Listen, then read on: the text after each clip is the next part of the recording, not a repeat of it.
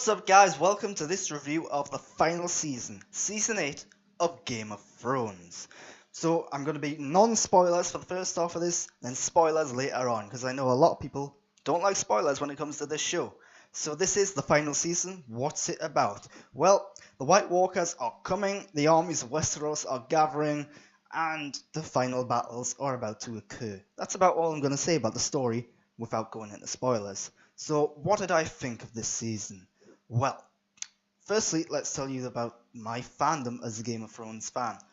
I love the books. I've read the books 3 times. I own 3 different versions of the books. I absolutely adore them. The TV show has never been as good as the books. I'm not going to go season by season, but the first season is the only season that's like a really good adaptation of the books. However, as a TV show, Game of Thrones is, in my opinion, one of the greatest, if not the greatest TV show ever made. So, heading into the final season, it had a lot to live up to. Did it stick the landing? No, it didn't. It's not said bad, this is still a good TV show. It's still better than most TV shows out there. But if you look at the earlier seasons and you look at this season, it's almost a different show now. So, why is that? Well, I think the problem is that the writers and showrunners, David and Dan, they have put action and spectacle and big moments and exciting moments over character and story. So what this does is it makes some plot holes. There are some elements of the story, some elements of the characters that are just completely forgotten or ignored and thrown aside because they have a story they want to tell, they have an end point that they want to get to, and now they're just trying to configure everything to get to that exact point. So obviously the books are going to do a better job at the ending because they have more time to breathe, they can actually explore certain elements in more detail. Also, the big problem with this season is there's only 6 episodes. Yeah, 6 episodes has resulted in a rushed pace, everything feels crammed in, everything feels very fast. And that's, again, in total opposition to the first few seasons, which was pretty slow-paced, but pretty even-paced as well, I would say.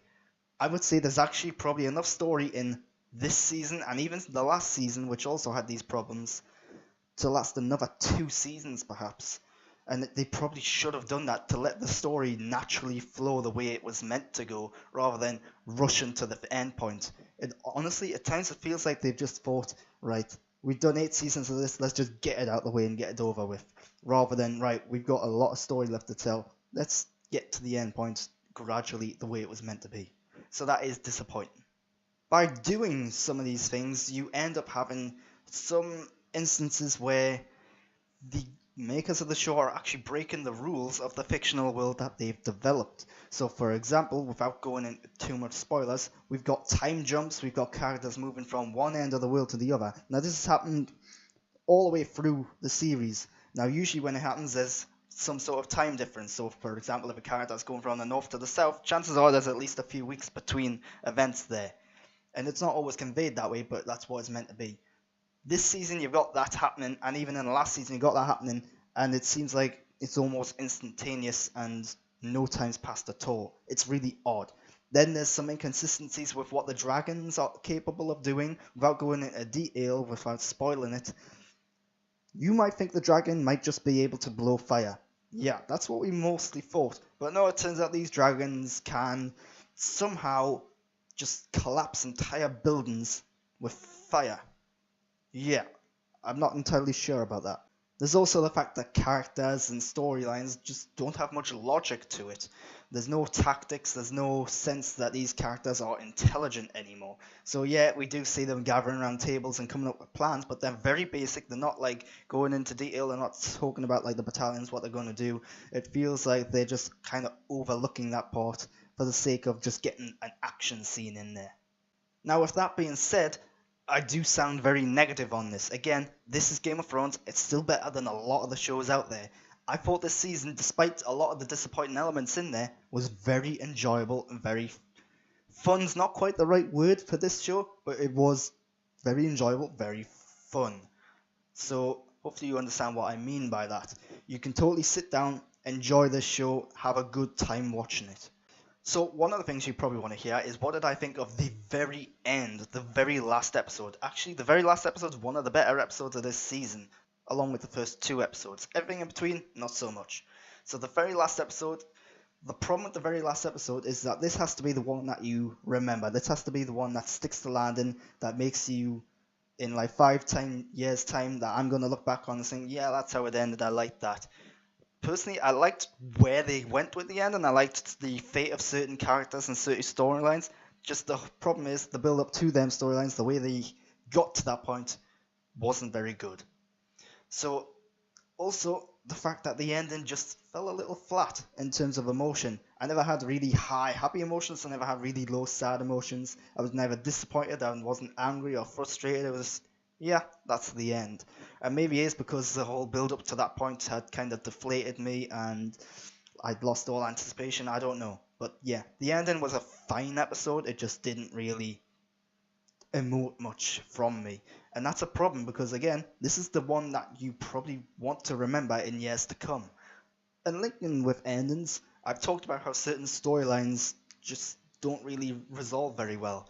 There's a lot of unanswered things in here. Again, not going into spoilers, but a lot of the storyline elements, a lot of the things they've been building up feel anticlimactic. Again, because they've just thrown out certain character arcs and storylines for the sake of bringing a spectacle and action. And I don't think it's a spoiler to say that the White Walkers, they are probably the most disappointing element of this show this season. Again, not going to say how that storyline resolves itself, not going to say how it ends, but it does feel a bit anticlimactic because they built these guys up as a huge threat and a big element of the show, and it just kind of stops. But that's my initial thoughts on the story. I think it's a bad season of Game of Thrones, possibly the worst season of Game of Thrones. A lot of stuff just doesn't make sense. A lot of the stuff is just far removed from what Game of Thrones once was. But hey, it's still a very enjoyable show. It's still a good show, and it's a lot better than most of the shows out there. So let's talk about the characters a bit more. The characters, again, far removed from the characters of the earlier seasons. Right now they feel like they're playing characters rather than characters. The development of the past seasons has kind of been thrown out. They're now just, they're basically playing the most simple, basic, ideal version of themselves because they had to streamline the narrative to get to the finale. And that's disappointing. That being said, the acting across the board is brilliant. Yeah, Peter Dinklage, who plays Tyrion, is again the standout here. He's probably going to get an Emmy nomination for his performance here, particularly towards the later end of the season without giving away spoilers. He does a very good job of conveying an emotional moment, and I think that's going to get him some attention. Then you've got Kit Harington and Emilia Clarke. I think on their own, they're fine. Again, nothing like they were in the earlier seasons, nothing like they are in the books.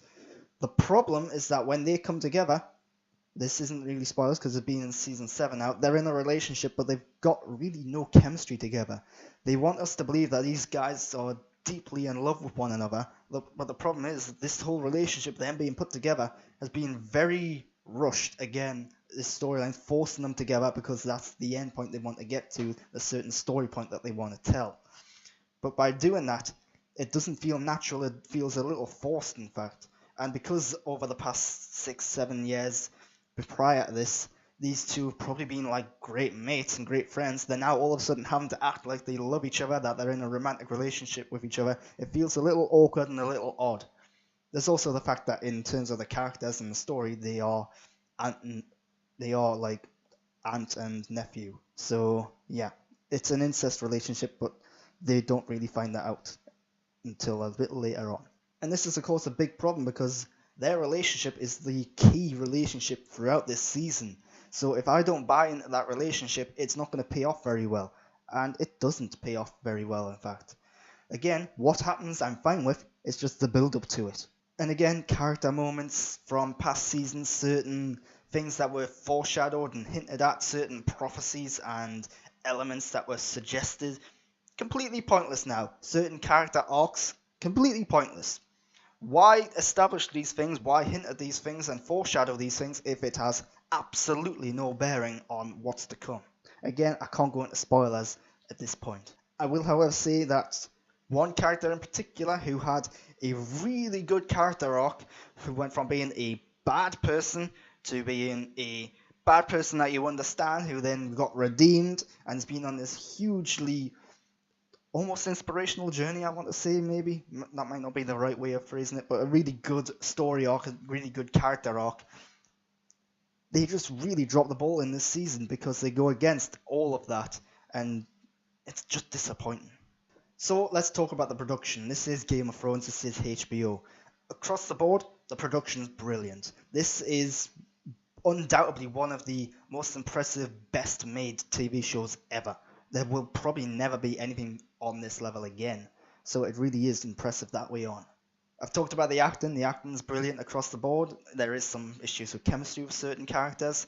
The sets, the props, the costumes are awesome. The CGI and special effects are better than most films that you see. That's how impressive these are. And a lot of these episodes run at like an hour 20 minutes, so they are essentially feature-length films. But sadly, when it comes to the writing and the directing, things are rushed. There are some poor storytelling elements in there. They have clearly got this vision of the ending and they're just trying to get there whatever way they can by streamlining things, cutting things out. But in the process, they've cut out some really important and significant things. But there is one episode which I thought the directing and the cinematography for was just really bad. And you probably know which episode it is. It's episode 3. I'm not going to tell you what that episode is, but episode 3, really dark.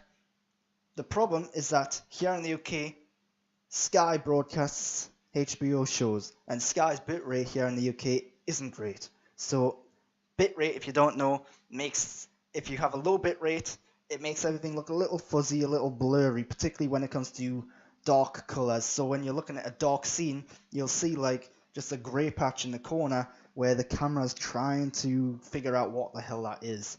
And this happened across the board in this episode. And this isn't necessarily a bad point about Game of Thrones, about the production of the show, more about the broadcast of the show. So I'm not going to hold it against the production so much. But this episode, really dark, full of this stuff. But in terms of direction, it's constantly showing you things and establishing things and then cutting away, showing you other things, then going back to what it showed you, only for the situation to be completely different. It's frustrating, it's annoying. This episode, by the way, episode 3, was built up to be this huge moment, and it just didn't live up to the hype because it didn't give us the things that were promised to us. But the way it cuts away from things, the fact that it is too long as well, it is just repetitive, the fact that it's showing you things, establishing things that then don't happen is really frustrating episode of TV. But again, there are enjoyable moments in there. So that's my non-spoiler thoughts on Game of Thrones Season 8, the final season. I am going to go into spoilers now, so you've been warned. If you're leaving this video, you can follow me on Twitter and Instagram at _Grant Burton, but I'd like you to subscribe to my channel before you do that. Click the bell to be notified when I post new content, give me a thumbs up, and leave some comments and feedback down below. Let me know what you thought of Game of Thrones Season 8. Did it end the way you wanted? Did it end the way you thought it would? Are you happy with the ending? Let me know down below. And until next time, thanks for watching. But full spoilers now. So one of the predictions I've had since, well, a long time ago is that Sansa would end up sitting on the throne. That didn't happen. So I've got no problem with that. But Sansa did kind of end up being a ruler because she now rules Winterfell. And that's odd, the way that this happened. The fact that everyone was coming together to name this new king, but like Sansa's like, no, I want to rule Winterfell on my own, and everyone was like, yeah, okay. Why would they accept that? Because now there are two opposing rulers in this country, and what's stopping everyone else from saying, oh, I want to rule on my own, and I want to rule on my own? Why? Yeah, it doesn't make sense that way on. So what I think is the biggest flaw of this season is, well, I think there's two big flaws of this season. The first is Daenerys' storyline. Again, I don't have a problem with what happened, I just have a problem with the way it happened and the build up to what happened. So Daenerys basically turns into the bad guy. That's something I've predicted, again, for a long time. And this is one of the links into a problem I've had with the past 2 seasons of this show, is that it has become predictable, which is completely against what Game of Thrones is supposed to be. George R.R. Martin, who wrote the book, set out to establish a storyline that subverted your expectations, that didn't play into the predictable elements. No character was supposed to be safe, no storyline was supposed to be safe, and yet when they deviated from the books at the end of season 5, hell, before that even, they kind of have just went back to traditional, normal storytelling because, well, clearly George R. R. Martin's just a better writer than them. But anyway, Daenerys' storyline, it feels rushed. The fact that she does become the villain, it only had certain little hints and suggestions leading up to it. So when that moment came, it felt a bit out of place, a bit odd, because all of a sudden she goes from being a ambiguous character to being super nasty and evil. That's a big jump. There's no like gradual build up to that. It was gradual to a point, and then wow, all the way it's there. And yeah, it felt off. There's also the fact that there are certain quotes and moments leading up to this season from earlier seasons which completely contradict all of her plans and expectations and what she wanted to achieve from this. Now, of course, that's called a character arc, the fact that she's learnt things and changed who she is. But again, no one calls her out on this. No one calls her out for her hypocrisy. No one says like, oh, you said you didn't want to rule over the Ashes, and yet here you are ruling over the Ashes. It's really bizarre that way on. And how she's always talking about how she's bringing an end to a tyrant, but she herself doesn't realize that she is a tyrant at this point. Yeah, it's odd how no one points this out. It's odd how she doesn't realize any of this. The other really disappointing storyline is Jaime. Jaime, I talked about it earlier, he's the one that has this huge character arc from being a hateful character to being redeemed to the end point. Well, the problem is, he kind of reverts right back to the beginning almost, because he goes into a relationship with Brienne, which has been hinted at for a long time. He then knights her in what's a brilliant moment. The first 2 episodes of this season, really good. Probably some of the best they've had in a long time. And then all of a sudden, he sleeps with Brienne, dumps Brienne, goes back to Cersei, all in the same episode. It's really rushed, really odd, because it doesn't really explain what he's doing. It never explains why he's going back to Cersei. Some people assumed that he was going there to kill her, some people assumed he was going there to save her. Turns out he's going there to save her, and he was reverting back to what he was at the beginning. What's the point in that lot? Why have him finally come to a realization in the last season that Cersei's evil and he doesn't want anything to do with that, only to then go back to that? It's just odd. And linking into this is the fate of Cersei and Jaime, because they do die together. This is really disappointing for particularly readers of the books, especially if this is how they're going to end their storyline in the books. I don't think it is, because in the books there's this whole prophecy in that Cersei's going to be killed by her brother, and that doesn't happen in the show. She gets crushed by the building above her, and the prophecy is in the TV show, but I don't think it's ever stated in the same way. I don't think it's said that it's going to be her brother that strangles her to death or whatever. So yeah, they've kind of got a get out of jail free card with that one there, because they haven't shown that fully. But book readers will be really annoyed and frustrated by this. But it all amounts to just being a little pointless. Why are these storylines established as being important? Why are all these details and elements to these characters established as being significant if in the end they're not?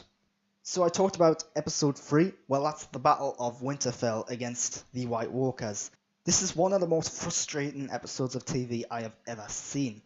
They built this up as this is going to be the final stand against the dead. This is going to be the one where a lot of the characters are going to die. And it just didn't happen.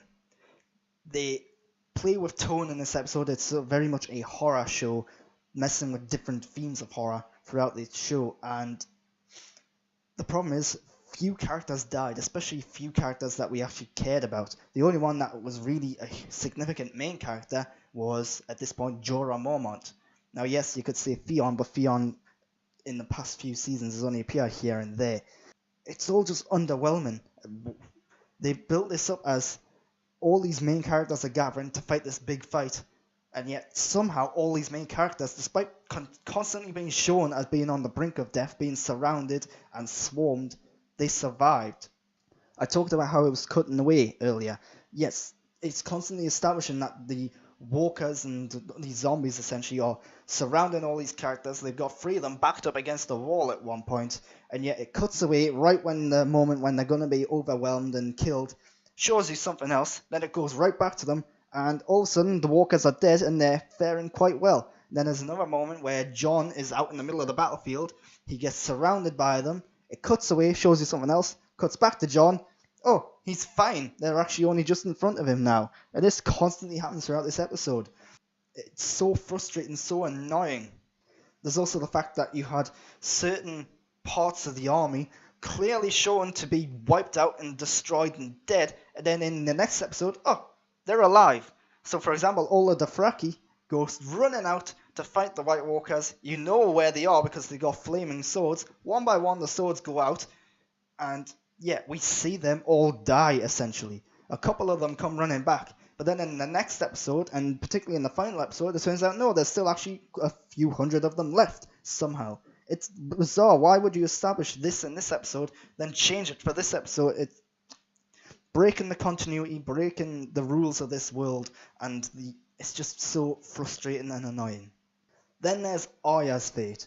Now, unless I'm forgetting something from the books, it has been a little while since I've read the books, unless I'm forgetting some sort of backstory or mention of something in the show, her fate, what happens to her character, just feels a little odd and out of place a little. She spends most of the show learning to be this super cool assassin killer, only she doesn't kill anyone except for the Night King in this season.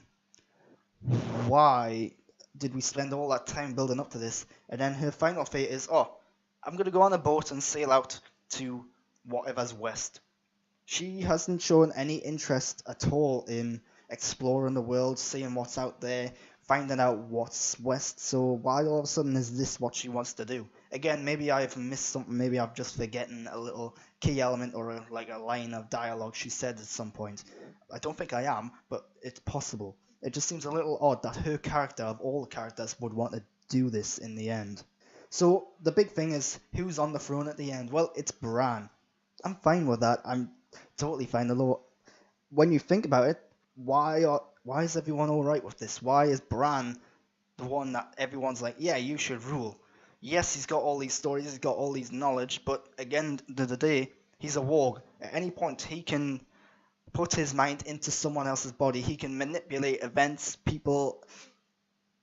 He's got a huge, threatening, scary power, and no one even brings this up or mentions it. And this is another really frustrating part of the show, is that they built it up as if Bran's going to have this. As if Bran is going to have this big, significant role in this final season. We're finally going to find out what being the Three-Eyed Raven actually means. But no, we don't. It's just another storyline that's thrown aside and overlooked.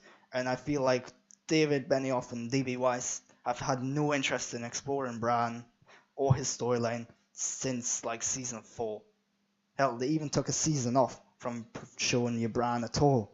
And that's clearly shown that they just didn't like that character much, in my opinion. Though, in my opinion as well, I'm not a huge fan of that character either. But yeah, without divulging into the whole issues with him being the king and being a potential threat and a problem, I'm kind of okay with it. The show does make some sort of sense out of it, to an extent. The other thing is, wasn't the whole point of all this is that they wanted to get away from having a king or a queen? Wasn't this like meant to be a learning experience for them? Only to, in the end, it's like, no, we need another king, we need another ruler. Right, let's get back right on where we were. Yeah, a little odd again. I really like the fate of Tyrion becoming the Hand of the King. Peter Dinklage is absolutely brilliant and just awesome as Tyrion. He's not the Tyrion from the books, but I'm fine with the Tyrion that we've got in this show. The Tyrion from the books is supposed to be a bit more of a dick, a bit more annoying, and in the show he's been made to be a bit more of a protagonist, a bit more of a hero and a likable guy. Again, fine, but I really like what happens to his character. I like where his character ends up, and Peter Dinklage really deserves a lot of attention for the performance he's done right from the word go, because he's just brilliant. But that's my thoughts on Game of Thrones Season 8, the final season. Loved the books. I thought the show was a really good show, one of the best shows ever made, but it's kind of dropped the ball a little bit in the final season. Very enjoyable final season, very good show. just not as good as it should have been.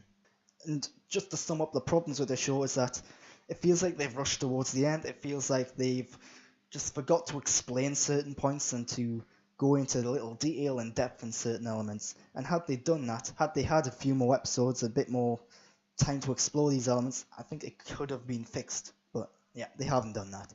But that's my review. Follow me on Twitter and Instagram, yada yada yada. Subscribe to my channel. I hope you've enjoyed it. Let me know what you thought. But until next time, thanks for watching.